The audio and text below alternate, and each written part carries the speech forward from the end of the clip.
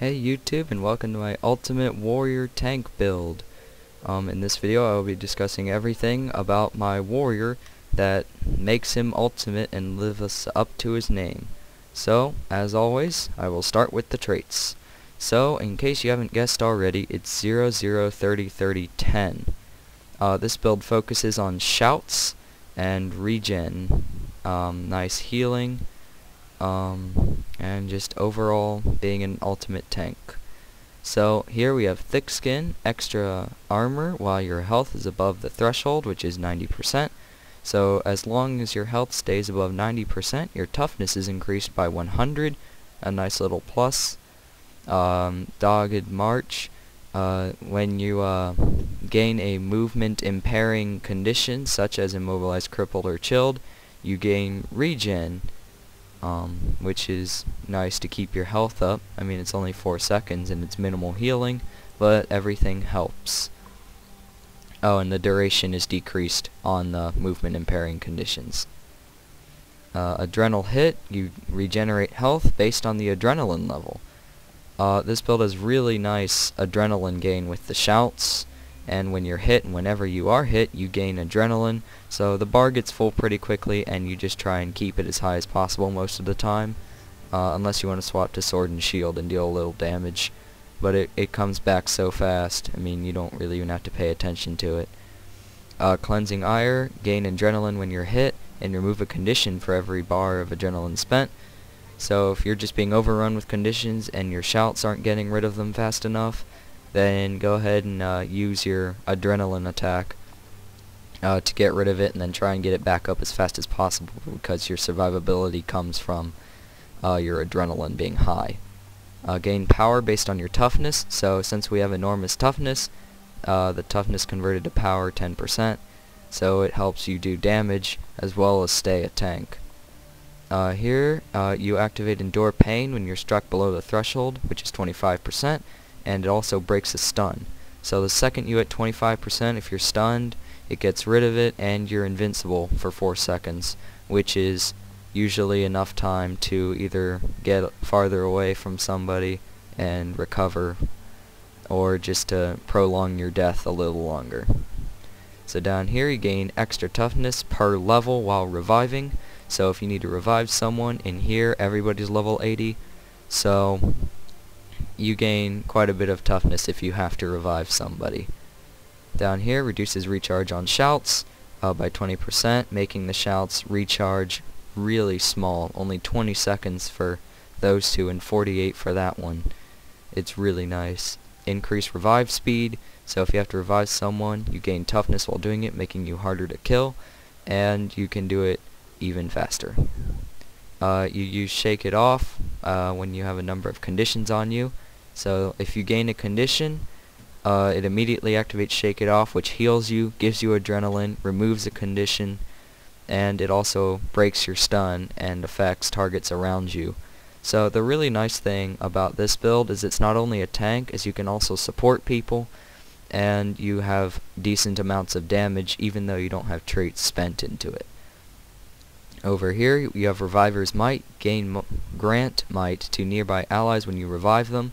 So again, with the revival traits, when you revive someone you actually gain might, and for them, so it's a nice support thing for yourself and for other people. And the vigorous shouts, which are shouts heal, which is the biggest trait you must have for this build. Down here you gain adrenaline on weapon swap, making your adrenaline gain even more, and you gain adrenaline when using a shout. For your other off traits here, you got toughness and healing, health and boon duration, critical damage and burst recharge to help you be able to use your burst skills. So for this I use Rune of the Soldier because I wanted the 6th trait where shouts remove a condition. So now ones that don't remove conditions now remove 1 when they're used, and when you shake it off, it's actually going to remove 2, including the one activated by your trait. Gives extra toughness and health, so it's always a plus to your overall tankiness. Then over here you obviously need to use Cleric's Amulet for massive healing power and toughness. And see, even though you don't have anything really spent into your damage, it still comes naturally, and with all of the might that you gain from 4 Great Justice, Signet of Rage, and the Superior Battle here on the shield, you gain immense amounts of might and can usually hold about 14 stacks of might when in a fight. And with Bloodlust on both of those, if that is at maximum, you're usually sitting around 3,400 to 3,500 on average. That's if everyone around you is not also granting you might. So it's a really powerful build, but any tank really doesn't have criticals.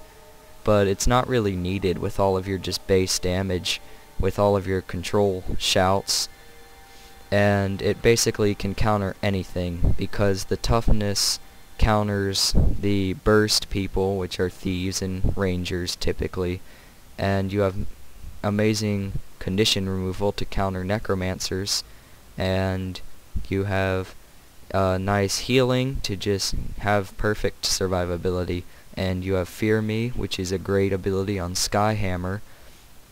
It basically is enough fear when they're close by to knock them off any ledge that's nearby, so it's really nice.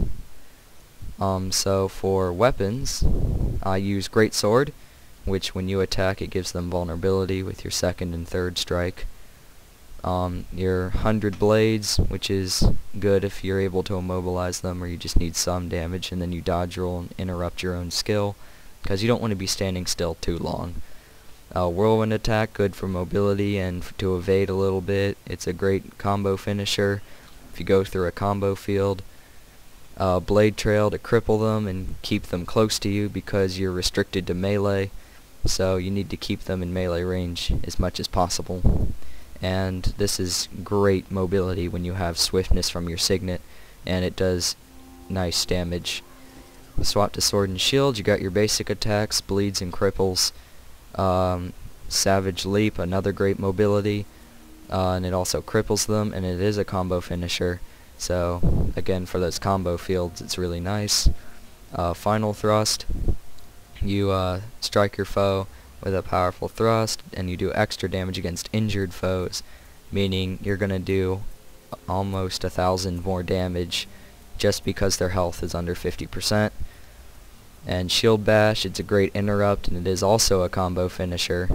And your Shield Stance, which just blocks attacks and gives you great survivability. And the reason why I mentioned you want to use this burst skill over your Greatsword one is because it inflicts massive amounts of bleeding, and it immobilizes them, which allows everybody else to pull off huge attacks, and it keeps people who are really dependent on their mobility, it renders their whole strategy useless. So all in all, this build can counter just about everything. It has great damage, excellent toughness, huge healing, and its survivability is really quite unmatched. The only weaknesses of the build are just like everybody else's that you can't really help, which is MOAs just flat out being outnumbered and things of that nature, because conditions won't do anything. Just pure burst damage won't do anything. They would have to be hyper dodging rangers or stealth thieves to effectively outmaneuver this build, but you should be able to figure something out. So thank you all for watching. I will most likely be posting a video of this build in action to show you exactly what I mean, and before you go, I'll tell you a few strategies to use. So you always want Signet of Rage activated. You don't really want it passive ever. You don't really need the grants adrenaline passive effect because you have so much adrenaline gain. Plus it gives you really nice mobility and the might that you need. Then you activate 4 Great Justice, which gives you the healing, the fury, and the might, which is going to increase your critical chance by 20%. Then Shake It Off, self-explanatory. You use that when you have immense amounts of conditions and you need more healing.